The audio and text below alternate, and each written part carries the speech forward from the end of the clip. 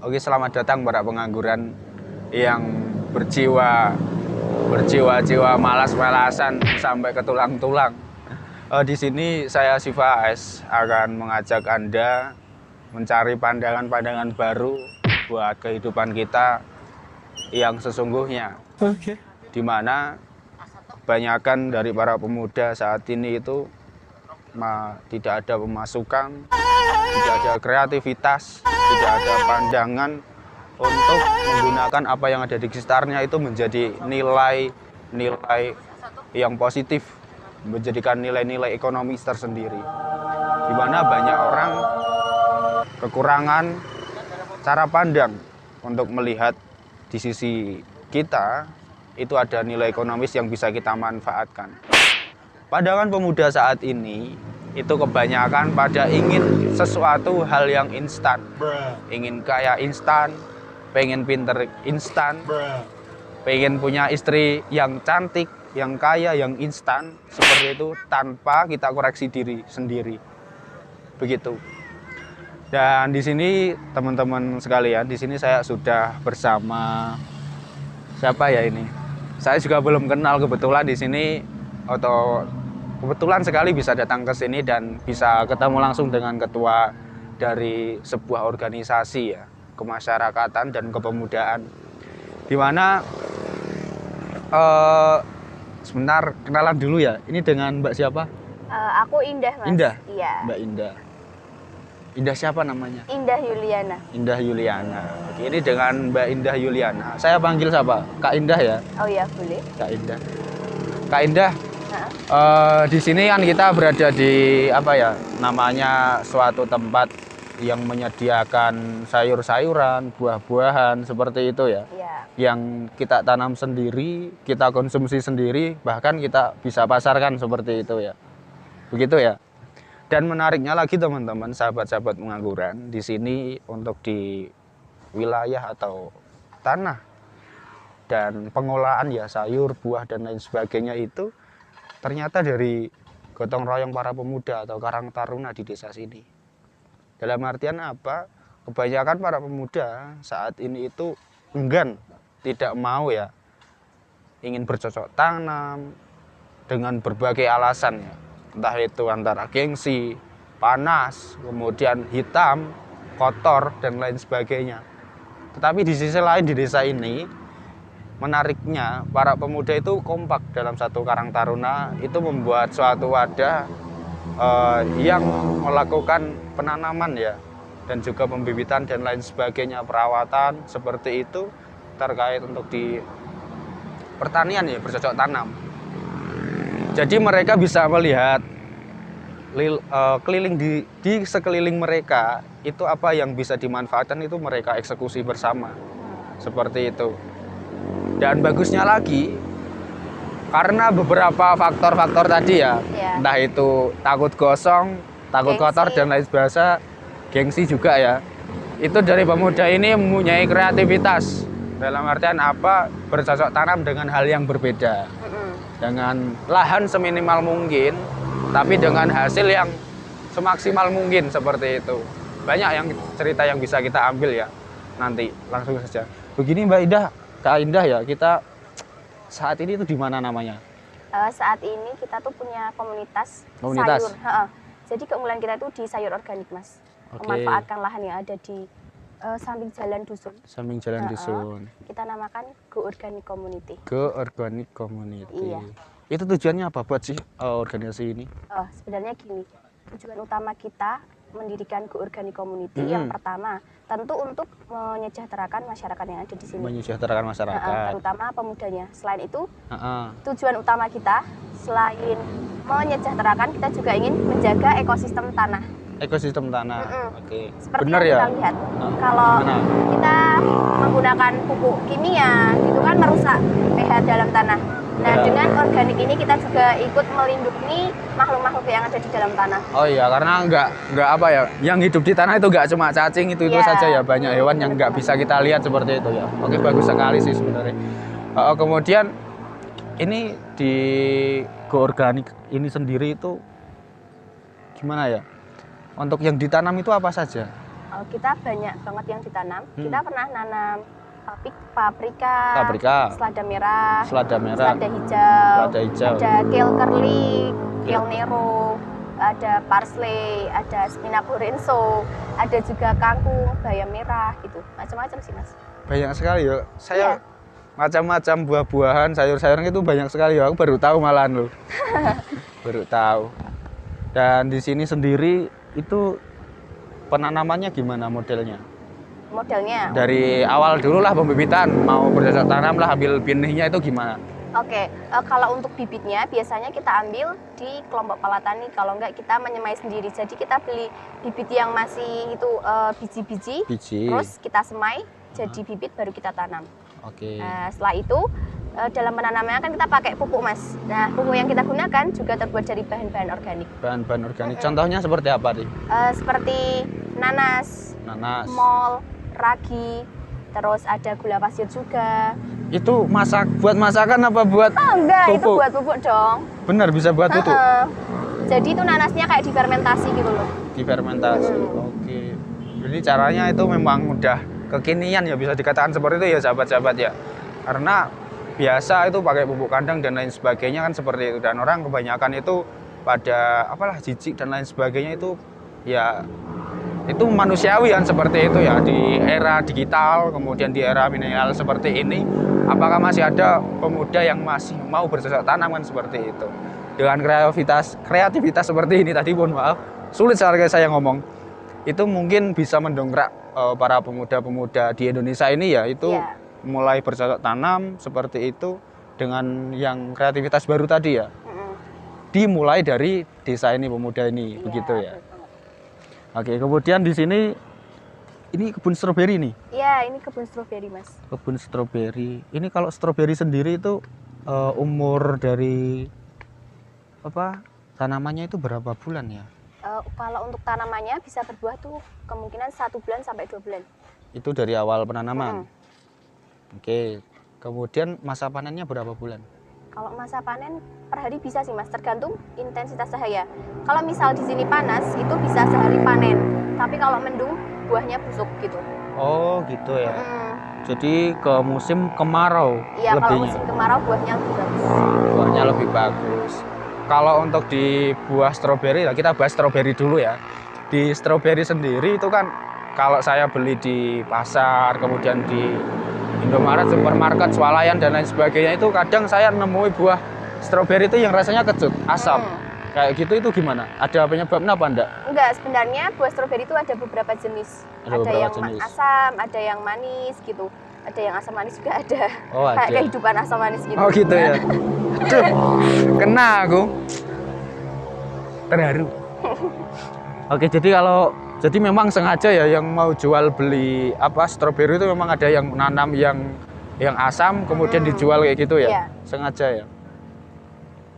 Tapi kenapa nggak jual yang manis aja, nanam yang manis aja tuh? Soalnya udah banyak yang manis kayak aku. Aduh. Aduh, aku dikembaliin terus ini jadi nggak mau pulang aku kayaknya.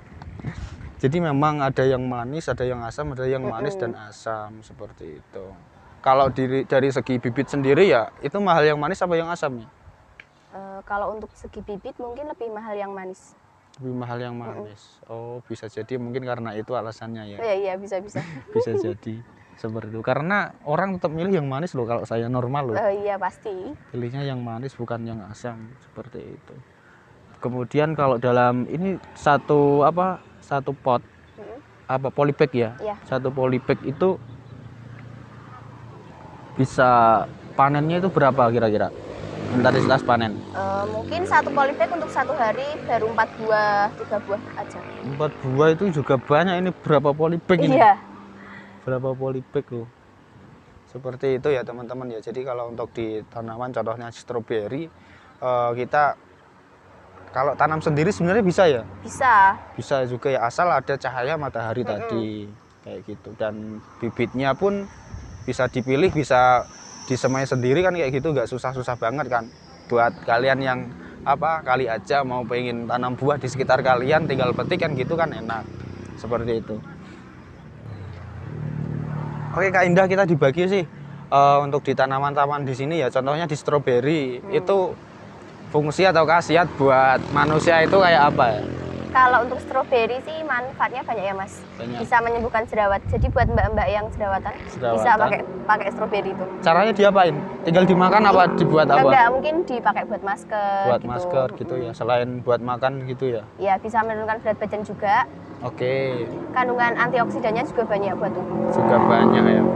Selain itu kita juga menanam itu tadi kale curly sama kale nero.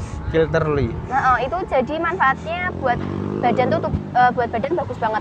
Bisa pokoknya antioksidannya tinggi, bisa membantu menurunkan berat badan, terus kalau itu tadi itu buah apa sayuran sih? Yang kale curly tadi? Iya, buah. kale curly buah. Buahnya seperti apa? Kok buah tuh Mas? Sayur. Oh, sayur. Sayur berarti ta? Iya, tadi sayur. Jadi sayur ya. Buah apa sayur? Sayur. Oke, sayur ya yang benar ya. Oke, jadi sayur kale curly. Kale curly. Kale curly. Seperti itu. Jadi itu konsumsinya dibuat apa? Jus. Itu ada pelanggan kita dari Kudus. Dia bela-belain ke sini buat cari kale curly sama kale nero buat penyembuhan tumor atau kanker gitu. Oh, jadi ada buat obat-obat tersendiri gitu ya, penyakit-penyakit tersendiri ya. Oke, kemudian terkait untuk di tanaman, buah-buahan tentunya punya banyak manfaat ya buat diri manusia seperti itu ya. Apalagi untuk tanamannya itu pupuknya itu ditopang dengan bahan-bahan organik tadi ya. Tentunya tidak ada efek samping seperti itu ya. Kalau kita beli di pasar dan lain sebagainya, belum tentu itu dari pupuk-pupuk organik dan lain sebagainya. Karena tadi di awal sudah saya jelaskan, kebanyakan manusia saat ini di era digital ini sesuatu yang diinginkan itu ingin yang instan. Dalam artian kalau di yang kimia ya mohon maaf ya, saya tidak mendiskriminasikan pada bahan kimia dan lain sebagainya. Tapi di sisi lain memang betul itu ada efek sampingnya, entah itu pada lahan pertaniannya, entah itu pada buah ataupun di sayurnya itu pasti ada ya efek sampingnya seperti itu. Nah terkait untuk hal ini kita dibagi kalau untuk di penanamannya Kak. Ini saya lihat di situ ada apa ya, sistem tertutup dengan apa? Jaring hijau. Seperti itu fungsinya gimana? Jadi gini, kan tanaman itu pasti rawan sama hama. Iya, tujuan dari adanya itu di jaring hijau biar nggak ada hama masuk. Misal kayak kupu-kupu atau laron atau ulat itu biar nggak masuk gitu ya? Iya. Oh iya. Jadi menjaga agar tetap bagus kualitasnya. Kemudian gitu. Dari intensitas cahaya dari gentengnya atau atapnya itu terbuat dari plastik ya, plastik putih. Jadi cahaya tetap bisa masuk gitu ya untuk fotosintesisnya ya. Karena kebanyakan sayur kalau kurang cahaya itu juga hasilnya kurang bagus. Oh, hasilnya juga kurang bagus ya. Kalau misal selada merah harusnya warnanya kan merah ya. Tapi kalau kurang cahaya atau intensitas hujannya tinggi, nanti seladanya tuh kayak kalau orang sini ngarani bilangnya selada wandu. Soalnya nggak bisa merah. Oh, nggak bisa kayak merah gitu. Nggak merah tapi nggak juga hijau. Jadi ini selada wandu gitu bilangnya. Kuning hijau kayak gitu ya. Iya. Kemudian di sisi penyiraman air, ini kalau kita cek sudah nggak manual lagi ya. Jadi di sini di atas ini teman-teman sahabat-sahabat itu ada kayak pipa kecil, selang lah ya, selang kalau kalian nggak tahu. Selang itu jadi kayak hujan, kecil-kecil, 1 tetes, 2 tetes, 3 tetes, 4 tetes, dan itu di atas tanaman seperti itu ya. Jadi gimana ya, lebih memudahkan lah, kita cuma tinggal stop kerannya dinyalain sedikit seperti itu udah kesiram semua setiap hari kan kayak gitu. Jadi lebih praktis ya. Ini berarti cara tanam yang modern bisa dikatakan seperti itu ya, lebih praktis ya. Untuk di perawatan, oh ya perawatan gimana ini?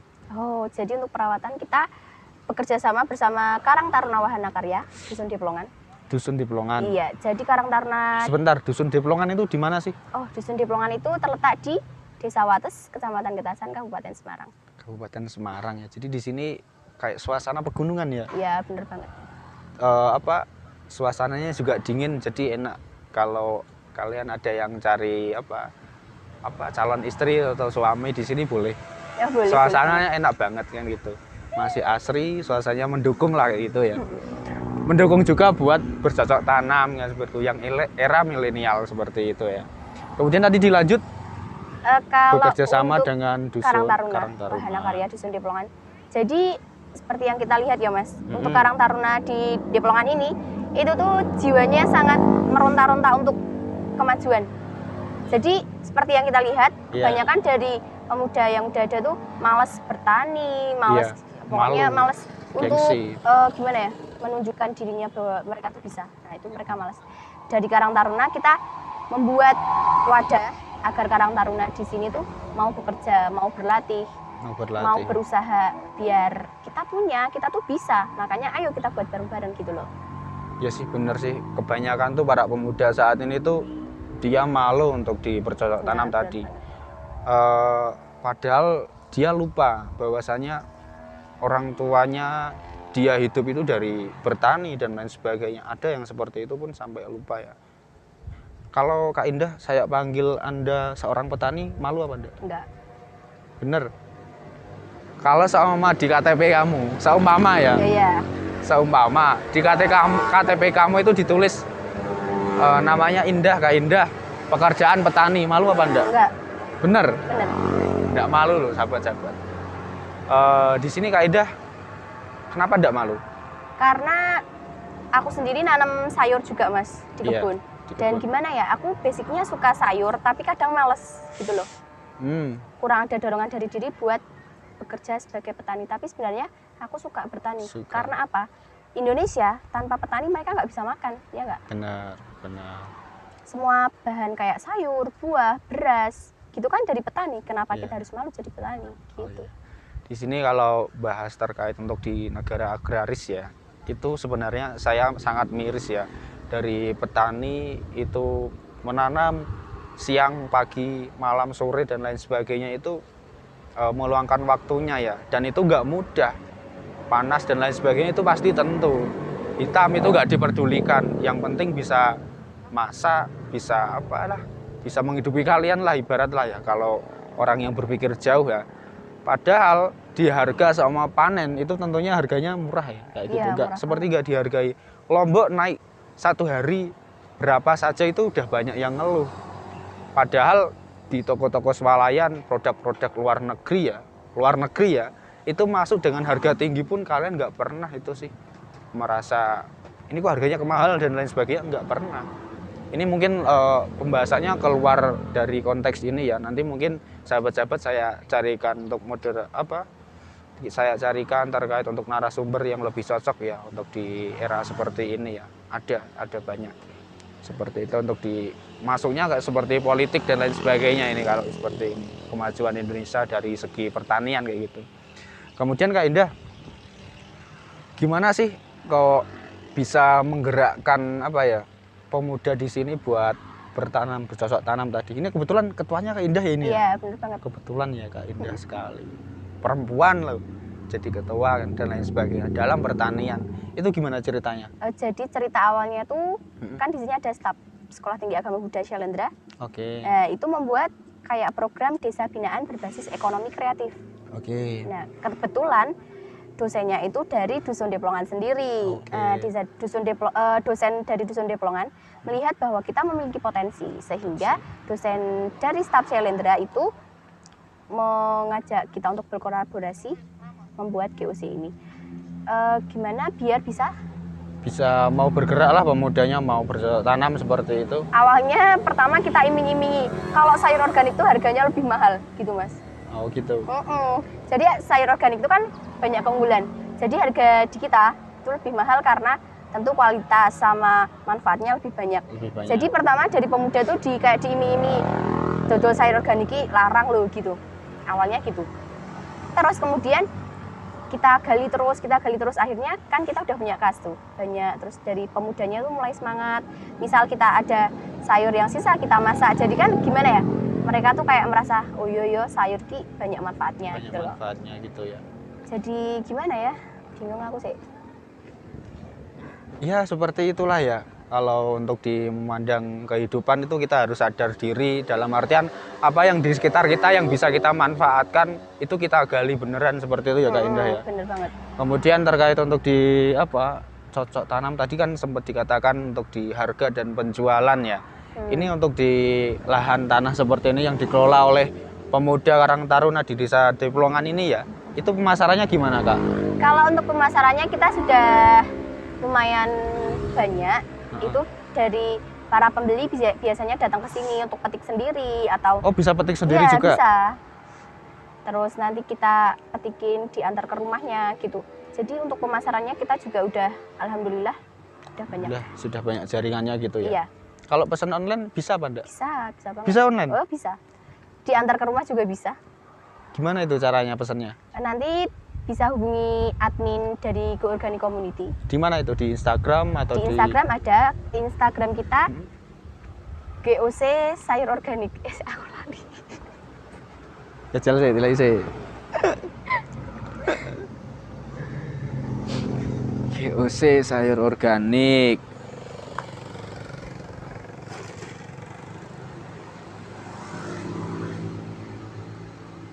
Iku biasanya pengiriman berapa hari? Kalau berapa apa?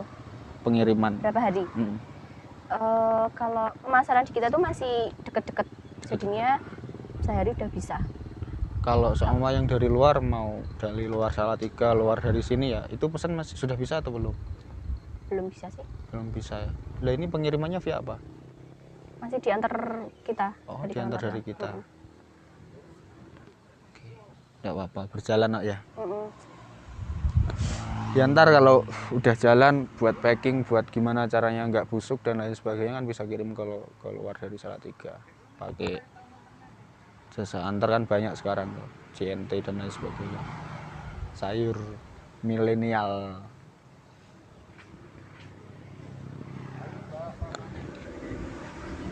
Pripun, Pak? Lah nggih nika. Kembang lho, hotel lagi. Mangkrak malih. Hotel Jakarta lagi.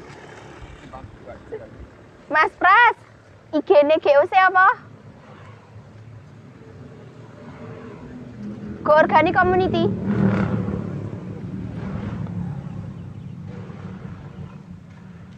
Gila aku duwe aku. Sayur organik.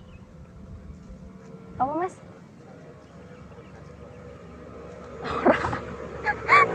Sip.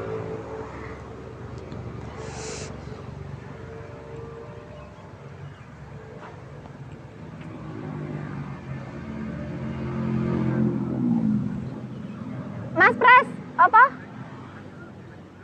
Sayur organik Diplongan. Raku. Apa Mas Mus? Apa Mas? Ning HP ku sijine. Kiring. Sayur underscore Sayur organik. underscore organik. Underscore Diplongan. Sayur underscore organik underscore Diplongan. Diplongan. Diplongan. Lanjut. Oke, jadi kalau untuk Instagramnya di mana Kak? Kalau kita mau pesan di mana? Di @sayur_organik_diplongan. @sayur_organik_diplongan ya. Iya. Bisa dicek di link deskripsi nanti ya, kita taruh ya nanti buat sahabat-sahabat yang mau mengkonsumsi sayur dan buah-buahan yang organik bisa cek juga. Di sini tentunya ada banyak apa ya, contoh-contohnya seperti itu ya, diposting ya. Nanti bisa DM lah terkait harga dan juga pengirimannya bagaimana, atau datang sendiri petik sendiri itu malah lebih apa ya, lebih mengenal lah, lebih sensasinya dapat banget nanti kalau petik sendiri gitu. Oh iya, nanti dapat bisa foto-foto dan lain sebagainya kan gitu ya. Bisa ketemu owner cantik juga. Owner cantiknya juga Kak Indah. Duh. Kak Indah masih jomblo apa enggak? Ya, alhamdulillah masih jomblo. Masih jomblo. Ini ngomong-ngomong soal umur ya, saya itu salut ya kepada Anda sebagai pemuda mau bercocok tanam, apalagi perempuan, dan dipercaya menjadi ketua kan, itu tentunya nggak main-main. Jadikan ketua itu kan ada nilai tersendiri dan banyak pertimbangan ya Kak ya. Ini soal umur berapa sih? Masih 19 tahun. 19 tahun. 19 tahun loh teman-teman. Benar 19 tahun? Iya, benar.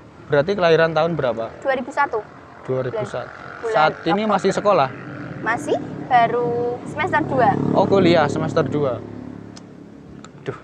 Saya dulu waktu di semester 2 kerjaan saya cuma dolan main-main ke sana ke sini loh. Ini udah buat mikir apa? Mikir desanya, kemudian mikir ekonomi juga seperti itu, ngerangkul teman-teman dan juga untuk pemuda-pemuda yang di desa itu udah luar biasa loh Kak. Saya harus banyak belajar ini kayaknya sama Anda.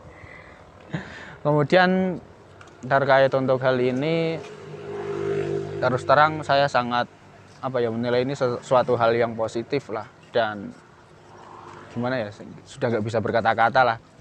Gini, kalau dari sahabat-sahabat pengangguran ya sama Mama ingin deh mau buat penangkaran atau untuk di penanaman, entah itu buah entah itu sayur organik ya di rumah sendiri dengan lahan yang seminimal mungkin, itu ada tips dan triknya apa enggak Kak? Ada. Gimana? Jadi kalau misal buat sahabat-sahabat ya panggilnya, sahabat-sahabat pengangguran. Oke, sahabat-sahabat pengangguran mau menanam sayur di lahan yang sempit, misal di karangan rumah, bisa menggunakan media polybag. Ya, jadi polybag itu bisa ditanemin apa aja, bisa hidup Mas. Yang penting nutrisi dari pupuk gitu sama mol itu bisa terjaga dan terpenuhi gitu aja. Terjaga dan penuhi. Jalan-jalan saya. Jadi ini sahabat-sahabat untuk di para pemuda-pemudanya itu ini orang-orangnya kayak gini. Delok, Mas. Nah, mereka kadang nongkrong di sini seperti ini, mikirin pupuk dan lain sebagainya selain mikirin kehidupan mereka pribadi ya. Jadi mereka solid ya. Jadi bisa kalian contoh untuk orang-orang seperti ini yang nggak punya malu buat bercocok tanam dan lain sebagainya. Kita coba masuk ke dalam yuk. Ambune bar diobat yo. Nah, ini yang hijau-hijau yang dikatakan tadi buat hamanya ya, biar nggak masuk. Oke, bisa kalian lihat nih sama pemiliknya. Kalau yang ini apa ini? Itu selada merah. Selada merah. Ya itu yang dinamakan selada wandu, nggak bisa merah. Selada wandu. Soalnya hujan. Soalnya hujan ini ya teman-teman. Soalnya hujan. Ini dijelasin lagi, tadi belum di video, lupa. Oke, lanjut. Kalau yang di pojokan ini apa nih Kak? Itu green lettuce atau selada hijau. Green lettuce, selada hijau. Green lettuce. Biasanya dikonsumsinya itu buat lalapan. Buat lalapan. Kalau makan ayam goreng. Bakar gitu ya? Iya. Ikan bakar. Ini sama ini Kak? Yang sama. Sama ya. Oke, kita lanjut. Ini kalau kita bangun sendiri bisa ya Kak ya? Bisa. Ini alatnya pun juga mudah, dari bambu, kemudian dari jaring hijau. Kalau kasih hitam gimana, nggak apa-apa? Nggak apa-apa, yang penting tertutup aja biar nggak ada hama atau kupu-kupu yang masuk. Kupu-kupu masuk kayak gini, perapatannya seperti ini. Ini bunga-bunga ya, bunga-bunga. Ini go organisasi community, go organic community. Ke stroberi yuk. Yuk. Itu ada ibu-ibunya yang mandu, itu ada. Ini ada tamu ini. Kebetulan ada tamu teman-teman dari mana nggak tahu. Tentunya dari luar ini, satu keluarga pakai mobil. Mereka berwisata. Wisata apa namanya ini? Wisata alam. Wisata alam, petik stroberi. Alam ya, stroberi petik sendiri. Kalau di stroberi ini udah ada yang siap panen apa belum nih ya Kak? Oh, udah ada. Udah ada. Iya. Kita lihat yuk, Bu. Isti.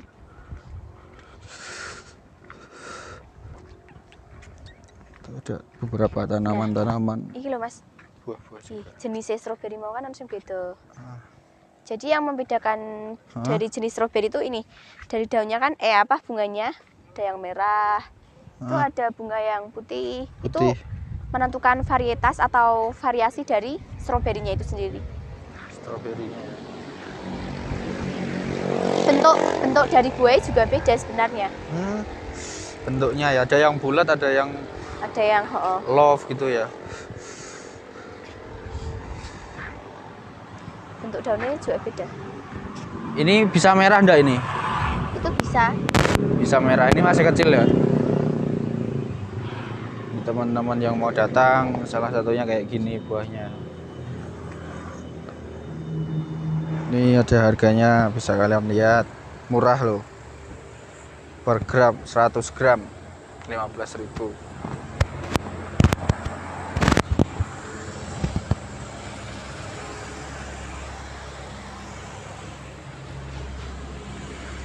Kalau putih-putih ini buat apa ini?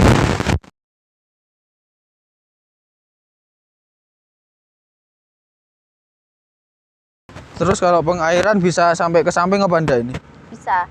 Bisa. Ini juga manual gitu Kak. Oh. Oke, ada tips juga buat teman-teman.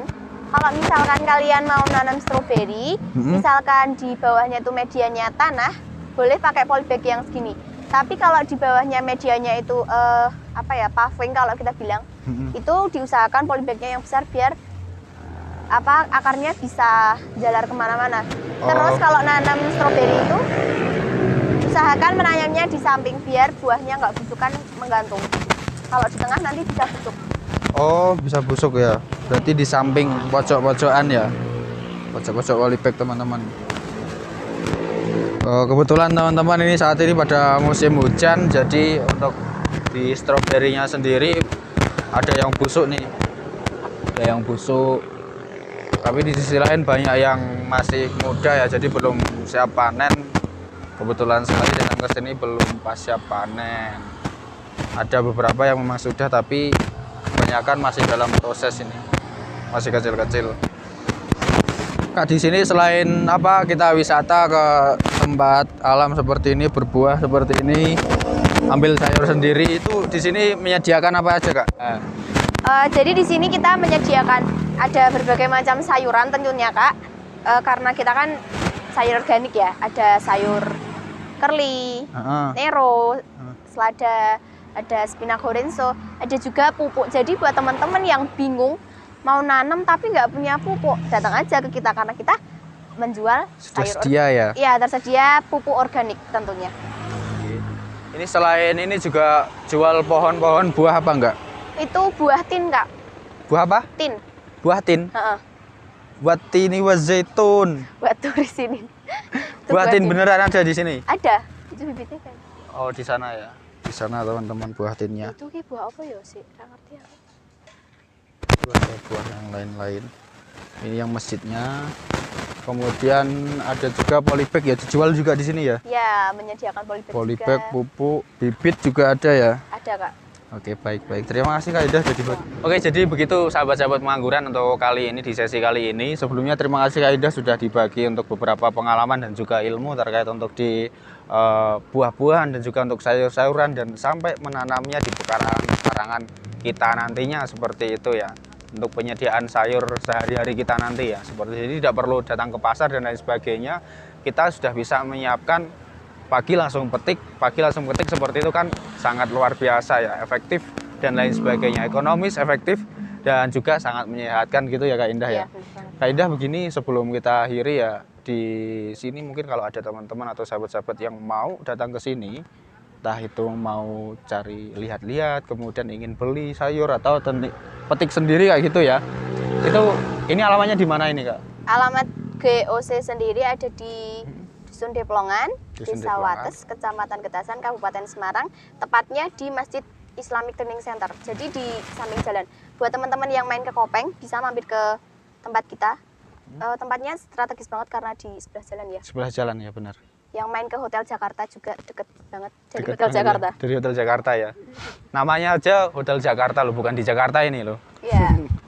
Gitu Kak Indah, sekali lagi ini kita diberi semangat nih buat sahabat-sahabat pengangguran tuh, buat mau bekerja, mau melihat keadaan di luar, nggak punya malu lah untuk bekerja, apapun pekerjaannya seperti itu, kasih semangat ya. Jadi buat sahabat-sahabat pengangguran, jangan malu jadi petani, karena petani itu pekerjaan yang mulia. Indonesia nggak bisa maju, nggak bisa hidup tanpa petani. Ayo jadi petani. Ayo jadi petani.